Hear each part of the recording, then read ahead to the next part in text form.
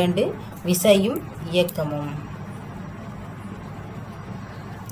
தள்ளுதல் அல்லது இழுத்தல் ஆகிய செயல்கள் பொருள்களை இயங்கச் செய்கின்றன. நாம் கதவை மூடும் போதும் கால்பந்தை உதைக்கும் போதும் புத்தக பையை தூக்கும் போதும் இயக்கம் நடைபெறுகிறது. அங்கே தள்ளுதல் அல்லது இழுத்தல் செயல் நடைபெறுகிறது. ஓய்வு என்றால் என்ன? இயக்கம் என்றால் என்ன? புத்தகமானது மேசையில் ஒரே இடத்தில் இருந்தால் அது ஓய்வு நிலையில் உள்ளதாகவும், ஓர் இடத்திலிருந்து மற்றொரு இடத்திற்கு நகரும் போது அது இயக்க நிலையில் இருப்பதாகவும் கருதப்படுகிறது. காலத்தை பொறுத்து ஒரு பொருளின் நிலை மாறும் எனில் அது இயக்கம் எனப்படும். அப்பொருள் ஒரே இடத்தில் இருக்குமெனில் அது ஓய்வு நிலை எனப்படும்.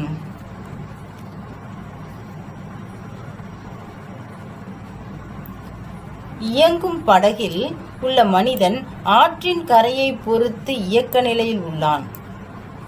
படகினை பொறுத்து அவன் ஓய்வு நிலையில் உள்ளான். ஒரு படகுல ஒருத்தன் உட்கார்ந்துருக்கான். அந்த படகுல உட்கார்ந்துருக்கிற அந்த படகை பொறுத்து அவன் எங்க எப்படி இருக்கான்? உட்கார்ந்தே தான் இருக்கான். அதனால ஓய்வு நிலையில இருக்கான். ஆனா ஆத்துலேருந்து பார்க்கும்போது அந்த படகு போய்கிட்டு இருக்கு. அப்ப அவன் இயக்க நிலையில இருக்கான். ரெண்டாவது ஓய்வு நிலையில் இந்த நிகழ்வை எடுத்துக்கொள்வோம். இப்போ பூமியானது தன் அச்சை பற்றி சுழன்று கொண்டுள்ளது. பூமி தன்னோட அச்சை சுழலுது. அப்போ சுழலும் போது பூமியில் உள்ள மேஜையும் சுழலுது, அதில் உள்ள நாமளும் சுழன்று கொண்டிருக்கோம். அப்போ என்னாகும்? அது இயக்க நிலையில் இருக்கிற மாதிரியே இருக்கும். ஆனால் மேஜையை பொறுத்த வரைக்கும் அந்த புத்தகம் எப்படி இருக்கு? அது ஓய்வு நிலையில தான் இருக்கு. ஸோ பொருளானது என்னாகும்? ஒருத்தருக்கு ஓய்வு நிலையில் இருக்கிற மாதிரியும் மற்றவருக்கு இயக்கத்தில் இருக்கிறது போலவும் தோன்றும். எனவே ஓய்வு நிலைங்கிறது அல்லது இயக்க நிலைங்கிறது ரெண்டுமே என்னவாகும்? சார்புடையவை ஆகும். பொருட்கள் எவ்வாறு இயங்குகின்றன? நாம் பந்தினை உதைக்கிறோம். அப்போ பந்தை உதைக்கும் போதோ இல்லை புத்தகத்தினை இழுக்கும் போதோ புத்தகமானதோ பந்தோ நகருது. இப்போ காலை ஒன்று வண்டி மாட்டை இழுக்கும் போது வண்டி நகர்கிறது. ஒரு பொருளின் மீது செயல்படுத்தப்படும் தள்ளுதலோ அல்லது இழுத்தலோ என்னவா சொல்லுவோம்? இயக்கமாக ஏற்படுது. ஸோ நம்ம வாளியில் டெய்லி தண்ணி இறைக்கிறோம். ஸோ நீர் இறைக்கும் போது விலங்குகள் வண்டியை இழுக்குது. இங்கு இழுத்தல் அல்லது தள்ளுதல் நிகழ்வானது மனிதர்கள் அல்லது விலங்கு நாம தான் இழுக்கிறோம், நாம தான் தள்ளுறோம். ஸோ அப்போ மனிதர்களாலேயோ விலங்குகளாலேயோ ஏற்படுது. சில நேரங்களில் பார்க்குறோம், புல்வெளியில் புல் புற்கள்லாம் ஆடுது. அப்போ தண்ணியில் மரத்துண்டு மிதக்குது. மரத்துண்டு என்ன உயிராக இருக்குது? புல்லுக்கு என்ன உயிராக இருக்குது? அப்போ என்ன ஆகும்? அது யார் தள்ளுறா? அது யார் இழுக்கிறா? இங்கே தள்ளுதல் இழுத்தல்லாம் உயிரற்ற காரணிகளால் நிகழ்து, காற்று மூலமாக நடக்குது. அப்போ பொருட்களின் மீது உயிருள்ள அல்லது உயிரற்ற காரணிகளால் செயல்படுத்தப்படும் தள்ளுதல் அல்லது இழுத்தல் செயல்களை விசை என அழைக்கப்படுகிறது. இந்த விசை 2 வகைப்படும். ஒன்று தொடு விசைன்னு சொல்லுவோம், இன்னொன்று தொடா விசைன்னு சொல்லுவோம். விசைகள் பொதுவாக 2 வகை. அது தொடு விசை, தொடா விசை. காற்றினால் கொடி அசைந்தாடுவதும் மாடு வண்டியை இழுப்பதும் தொடு விசை. காற்றுல கொடி அசைது, அப்போ மாடு வண்டியை இழுக்குது, இதெல்லாம் தொடு விசை. காந்த விசை மற்றும் புவியீர்ப்பு விசை ஆகியவை தொடா விசை.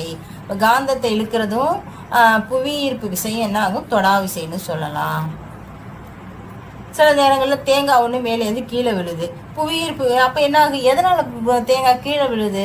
அப்போ அது புவியீர்ப்பு விசை காரணமாக கீழே விழுது. அப்போ அது என்ன விசை? தொடா விசை. காந்தத்தின் அருகில் சில இரும்பு ஆணிகளை கொண்டு போகிறோம். அந்த இரும்பு ஆணி என்ன செய்யுது? காந்த என்னது? அந்த இரும்பு ஆணிகளை ஈர்க்கிறது. இதுவும் தொடா விசை. அப்போ இங்கு காந்தமும் இரும்பு ஆணிகளும் ஒன்றை ஒன்று தொடவில்லை, இருப்பினும் ஒரு இழுவிசை அவற்றை இழுக்க செய்கிறது இல்லையா? இந்த இரு நிகழ்வுகளால் விசையானது பொருளை தொடாமல் செயல்படுத்தப்படுகிற இந்த விசைகள் தொடா விசைகள். விசையை ஏற்படுத்தும் மாற்றங்கள். நாம் ஒரு பொருளின் மீது விசையை ஏற்படுத்துகிறோம். என்ன மாற்றம் ஏற்படுது? மேஜையில் இருக்கிற புக்கை தள்ளும் போது புத்தகம் நகர்கிறது. விசையானது பொருளின் மீது செயல்படும் போது அப்பொருளை ஓய்வு நிலையிலேருந்து எந்த நிலை கொண்டு போகிறோம்? இயக்க நிலைக்கு கொண்டு போகிறோம். இப்போ மட்டை வீச்சாளர் இருக்காரு, அவர் நோக்கி ஒரு பந்தை என்ன செய்யறாரு? மட்டையால் அடிக்கிறாரு. அப்போ பந்தின் அடிக்கும்போது பந்தின் வேகம் என்ன செய்யுது? அதிகரித்து அந்த பந்து என்ன செய்யுது? திசையும் மாற்றமடைகிறது. அப்போ ஒரு பொருளோட மீது விசையை செலுத்தும் போது பொருளோட வேகமும் அதன் திசையும் மாற்றமடைகிறது. ஒரு பந்தில் அழுத்தும் போது இல்லை சப்பாத்தி மாவை நம்ம பிசையும் போதோ ஒரு நெகிழி பையை மட்டையை இழுக்கும் போது நம்ம என்ன ஆகுது? அவரோட விசை செயல்படுது. அந்த விசை செயல்படுத்தப்பட்டு அதோட வடிவம் மாறுது. அப்போ ஒரு பொருளின் மீது விசை செயல்படும் போது அப்பொருள் ஒன்று விரிவடையுது, இல்லாட்டி சுருங்குது. இப்போ கீழே கொடுக்குற ஒரு மாட்டு வண்டியை காட்டுறாங்க. இந்த மாட்டு வண்டி என்ன செய்யறது, நிப்பாட்டுறதுக்காக என்ன செய்யறாங்க, ஒரு விசையை செலுத்துறாங்க. அப்ப விசையை செலுத்தும் போது விசையானது பொருள் நகரும் திசைக்கு எதிர் திசையில செயல்படுத்தப்படும் போது அது பொருளின் வேகத்தை என்ன செய்யுது, குறைக்குது, அல்லது பொருளோட இயக்கத்தை என்ன செய்யுது, நிறுத்துது. இதே மாதிரி நம்ம வேகமா மிதிவண்டியில போறோம். அப்போ ஒரு வேகத்தடையை செயல்படுத்தும் போது என்ன நிகழ்கிறது, மிதிவண்டி மெதுவா போகும்.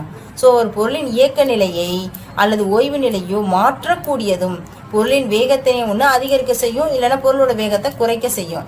இப்படி இயக்கத்தினை நிறுத்தவும் திசையை மாற்றவும் மற்றும் பொருளின் வடிவத்தை அதிகரிக்கவோ அல்லது குறைக்கவோ செய்யக்கூடியதுமாகிய காரணியே விசை என அழைக்கப்படுகிறது.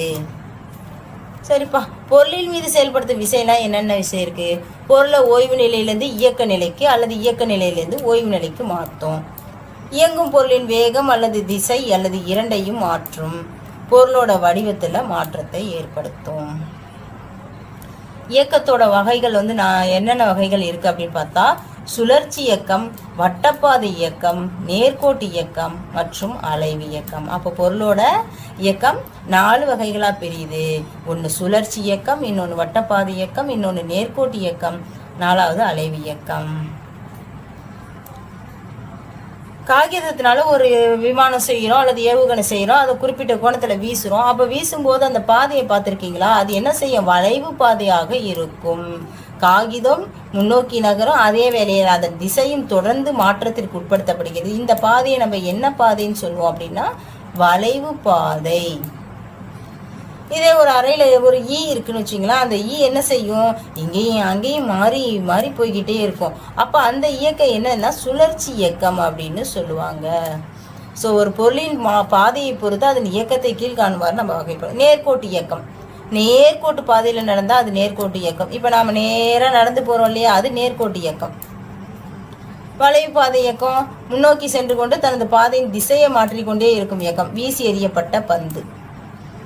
வட்டப்பாதை இயக்கம் அப்படின்னா என்ன, ஒரு கயிற்று முனையில் கட்டப்பட்டு நம்மளை சுற்றி அடிக்கும் கல்லோட இயக்கம். ஒரு கல்லை கயிற்றுல கட்டிட்டு அதை அப்படி சுற்றி அடிக்கணும் இல்லையா, அது வட்டப்பாதை இயக்கம். தற்சுழற்சி இயக்கம்னா நம்ம பம்பரம் என்ன செய்யும், தன்னை மையமாக வச்சு அச்சினை மையமாக வைத்து பொருளோட இயக்கம். அலைவு இயக்கம் அப்படின்னு சொன்னோம்னா தனி ஊசல் இருக்கு இல்லையா, அது என்ன பண்ணும், அதை அப்படி நம்ம இது பண்ணி விட்டோம்னா அதை மையமாக வச்சு ஒரு மையமாக கொண்டு ஒரு குறிப்பிட்ட கால இடைவில் முன்னும் பின்னுமாகவோ அல்லது இடம் வளமாகவோ மாறி மாறி நகரும்போது இயக்கம் தனி ஊசலோட இயக்கம். ஒழுங்கற்ற இயக்கம் ஒன்று இருக்கு. இப்போ இது வெவ்வேறு திசை நகரும் பொருளின் இயக்கம். மக்கள் நெருக்கம் மிகுந்த தெருவில் நடந்து செல்லும் மனிதர்களின் இயக்கம் என்னது, ஒழுங்கற்ற இயக்கம். அதிவேகத்தில் இயங்கும் அலைவு இயக்கம் அப்படின்னா உங்கள் நண்பனை ஒரு நெகிழிப்பட்டியினர் 2 முனைகளையும் நன்றாக இழுத்து பிடித்து கொள்ளுமாறு செல்லுங்க. அப்போ என்னாகும், அதன் மையப்பகுதி அப்படி இழுத்து விட்டோம்னா அதன் அலைவேகமானது என்ன செய்யும், அதிவேகமாக நடைபெறும் போது நாம் அந்த இயக்கத்தினை என்னன்னு சொல்றோம், அதிர்வுறுதல் அப்படின்னு சொல்றோம். அந்த இயக்கமே கால ஒழுங்கு இயக்கம் மற்றும் கால ஒழுங்கற்ற இயக்கம்னு 2 வகையா இருக்கு. இப்போ கடிகாரத்தில் மணியை காட்டும் முள்ளினை எடுத்துக்கொள்ளுங்கள், அது ஒரு நாளில் 2 முறை சுற்றி வருகிறது. மேலெழும்பும் பந்தை கவனியுங்கள், அது குறிப்பிட்ட கால இடைவெளி மீண்டும் மீண்டும் குதித்து குதித்து எழுகிறது. நீரில் தோன்றும் அலைகளை பாருங்க, அந்த அலைகள் கால இடைவெளி மீண்டும் மீண்டும் அலைகள் கரையில மோதுது. இவ்வாறு ஒரு குறிப்பிட்ட கால இடைவெளியில் மீண்டும் மீண்டும் நடைபெறும் இயக்கத்தை ஒழுங்கு இயக்கம் அப்படின்னு சொல்லுவோம். ஸோ கடிகாரத்தில் மணியை காட்டும் முள்ளு எடுத்துக்கொள்ளுங்கள், அது ஒரு நாள் 2 முறை சுற்றி வருது. இது டெய்லி நடக்கும். இப்போ பந்தை கவனிங்க, பந்து முன்னையும் மாறி மாறி வரும். அதுவும் அதுவும் ஒரே மாதிரி தான் இருக்கும். நீரில் அலைகள் என்ன பண்ணுவோம், மேலே போகும் கீழே வரும், மேலே வரும் கீழே வரும், இப்படி அலைகள் மாறி மாறி வந்துக்கிட்டே தான் இருக்கும். இவ்வாறு இதுக்கு ஒரு குறிப்பிட்ட கால இடைவெளியில் மீண்டும் மீண்டும் நடைபெறும் இயக்கத்தை நம்ம என்ன சொல்லுவோம், கால ஒழுங்கு இயக்கம்னு சொல்லுவோம். இப்போ காற்றில் கொடி காற்றுல அசையுது, அது என்ன இயக்கம், அது ஒரு குறிப்பிட்ட கால இடைவெளியில் சீராக நடைபெறாது. அது இப்போ காற்றடிச்சா அது கொடி அசையும், இல்லைன்னா அசையாது. இவ்வகை இயக்கம் என்ன செய்வாங்கன்னா கால ஒழுங்கற்ற இயக்கம் அப்படின்னு சொல்லுவோம். இப்போ புவியை சுற்றி ஒரு நிலவின் இயக்கம் கால ஒழுங்கு இயக்கம். இப்போ பூமியை சுற்றி வர்ற நிலவோட இயக்கம் கால ஒழுங்கு இயக்கம். அது அலைவு இயக்கம் அல்ல. ஆனால் ஊஞ்சலில் ஆடிக்கொண்டு ஒரு குழந்தையின் இயக்கம் என்னது, கால ஒழுங்கு மற்றும் அலைவு இயக்கம் ஆகும். பூமியை சுற்றி வர நிலவோட இயக்கம் எப்படி இருக்குன்னா அது கால ஒழுங்கு இயக்கமாக தான் இருக்கும், ஆனால் அது அலைவு இயக்கம் அல்ல. ஆனால் ஊஞ்சலில் ஆடிக்கொண்டிருக்கும் குழந்தையோட இயக்கம் எப்படி இருக்குன்னா அது கால ஒழுங்காகவும் இருக்கும், அது அலைவு இயக்கமாகவும் இருக்கும். இது எப்படி சொல்ல வராங்கன்னா, அலைவு இயக்கம் அனைத்துமே கால ஒழுங்கு இயக்கமாக இருக்குமா ஆனால் கால ஒழுங்கு இயக்கங்கள் அனைத்தும் அலைவு இயக்கமாக இருக்கணுங்கிற அவசியம் இல்லை. உயரமான ஒரு மரத்தினை பாருங்கள். காற்று மெதுவாக வீசும்போது மரத்தின் கிளைகள் மெதுவாக காற்றில் ஆடும். வேகமாக வீசும்போது மரக்கிளைகள் வேகமாக ஆடும். அப்போ வேகம் அதிகரிக்கிறது. அதே காற்று சூறாவளியாக மாறும்போது என்னாகும்? மரக்கிளைகள் ஆடும், வேகம் அதிகரித்து அது ஒடிந்து கீழே விழுகிறது. ஸோ ஒரு இயக்கத்தினை வேகமானது அல்லது மெதுவானது என்று எதனுடனும் ஒப்பு நோக்காமல் நம்மால் கூற முடியுமா? நடப்பதை விட மிதிவண்டியில் செல்வது வேகமாக இருக்கும். மிதிவண்டியை விட பேருந்து வேகமாக இருக்கும். அதேவேளை பேருந்தின் வேகத்தை விட ஆகாய விமானம் வேகம் அதிகமாக இருக்கும். எனவே வேகமான இயக்கம், மெதுவான இயக்கம் இவை இரண்டும் ஒன்றுடன் ஒன்று தொடர்புடையவேதான். பாருங்க, ஒரு கார் வந்து 160 கிலோமீட்டர் தொலைவில் போகுது, 2 மணி நேரத்தில் கிடக்குது. ஆனால் ஒரு பஸ்ஸு 200 கிலோமீட்டர் தொலைவில் 4 மணி நேரத்தில் கிடக்குது. நான் 300 கிலோமீட்டரில் வந்து 5 மணி நேரத்தில் ஒரு சரக்கு வந்து கிடக்குது. இவங்க யார் வேகமாக போவாங்கன்னு சொல்லுங்கள் பார்ப்போம். ஸோ ஒரு அலகு காலத்தில் ஒரு பொருள் கடந்த தூரமே அதன் வேகமானதாகும். ஒரு பொருளானது டி தொலைவினை டி கால இடைவில் கடந்தால் வேகம் எஸ் ஈக்குவல் டு கடந்த தொலைவு டி டிவைடட் பை எடுத்துக்கொண்ட காலம் t equal to d by t. So வேகம் அப்படிங்கிறது எஸ். இதை எப்படி எடுப்பாங்கன்னா கடந்த தொலைவு டிவைடட் பை எடுத்துக்கொண்ட காலம். கடந்த தொலைவு டிஐ எடுத்துக்கொண்ட காலம் டீயால் வகுக்கும் போது டி பை டி. எடுத்துக்காட்டாக ஒரு சம்மு பார்க்குறோன்னு வச்சிங்களேன்.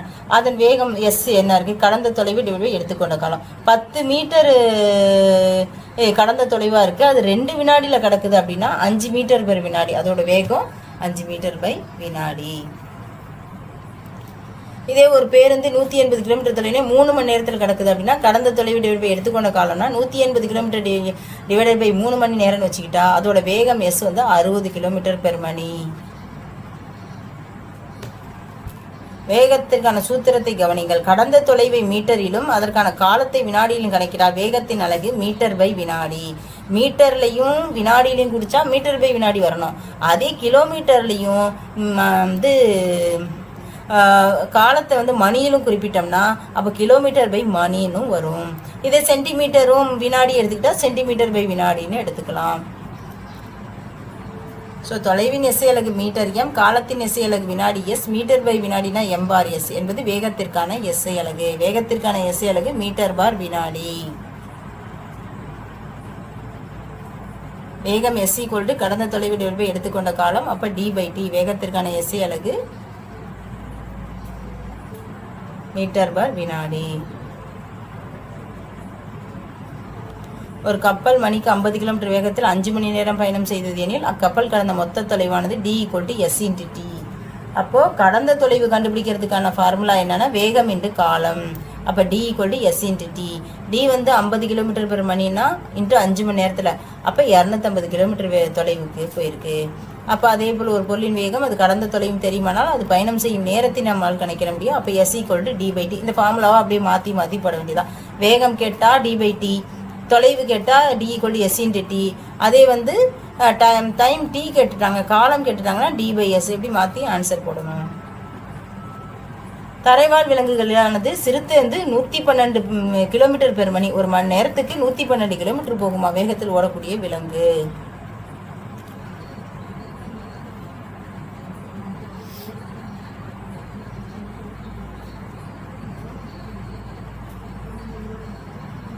நம்ம அன்றாட வாழ்வில் நம்ம காணும் இயக்கங்கள் யாவும் சீரற்ற இயக்கங்களே. சீரான மற்றும் சீரற்ற இயக்கங்கள் என்னன்னா மேலே கொண்டு வகுப்புல பார்க்கலாம். கூட்டு இயக்கம் படத்தில் உள்ள மிதிவண்டியை பாருங்கள். வண்டியின் சக்கரமானது எவையான இயக்கத்தை கொண்டது? வண்டி வந்து சக்கரம் சொல்லணும், ஹேண்ட்பார் இது பண்ணணும். அப்போ அது ஒரு கூட்டு இயக்கம். அது என்னாகும்? சக்கர சுழற்சி இயக்கமும் இருக்கும், நேர்கோட்டு இயக்கமும் இருக்கும். மிதிவண்டியின் சக்கரமானது சுழல்வாது அது தற்சுழற்கத்து இயக்கத்தினை மேற்கொள்கின்றது. மிதிவண்டியானது முன்னோக்கி செல்வதாது அது நேர்கோட்டு இயக்கத்தினை மேற்கொள்கிறது. ஒரு தையல் இயந்திரம். அதே மாதிரி மனிதனை போன்றே உருவமுடைய இருகால்களுடைய ரோபோட்டு, உத்தரவுக்கு படிந்த ஊழியர். ரோபோட் அப்படின்னா என்னன்னு கேட்டால் ரோபோட்டுகள் அப்படிங்கிறது ஒரு தானியங்கி இயந்திரமாகும். சில ரோபோட்டுகள் இயந்திர வேலைகள் மற்றும் பணிகளை மனிதர்கள் விட சிறப்பாகவும் துல்லியமாகவும் செய்யவில்லை. ஆபத்தான பொருட்களை கையாளவும் மிக தொலைவில் உள்ள கோள்களை ஆராயவும் ரோபோட்டுகளால் முடியும்.